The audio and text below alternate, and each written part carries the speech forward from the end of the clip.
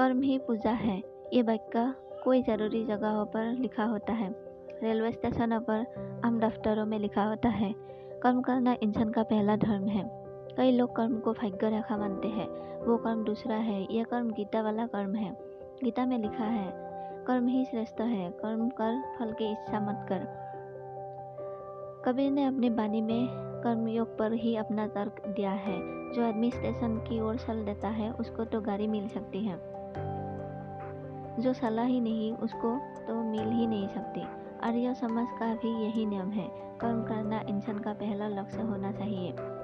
तकरीबन सब धर्म कर्म की व्याख्या करते हैं। अपना अपना ढंग है। आज तो विज्ञान का युग है, करने को ही कर्म कहते हैं। कहीं पर दुनिया में ऐसा नहीं लिखा है कि भाग्य के भरोसे रहो। कर्म करने से बड़ा आनंद मिलता है। दिशा सही हो तो और भी आनंद आता है। कर्म करने का तरीका भी होता है। कर्म करने से पहले ज्ञान का होना जरूरी है, फिर उसको मानना जरूरी होता है, फिर करना जरूरी होता है। कर्म तो सभी करते हैं। कर्म अगर ज्ञान को जानकर किया जाए तो बहुत तरक्की होती है।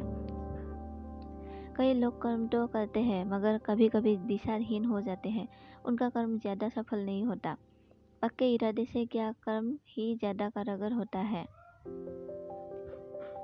कई लोगों की शिकायत रहती है कि हम कर्म तो करते हैं मगर कामयाबी नहीं मिलती। उनकी दिशा में कोई खराबी जरूर होगी। सबको अच्छा गुरु मिलना आसान काम नहीं है। सुखी रहने के लिए अच्छे गुरु की तलाश जरूरी है, ऐसा ही नियम है। अच्छा साहित्य भी काम आता है।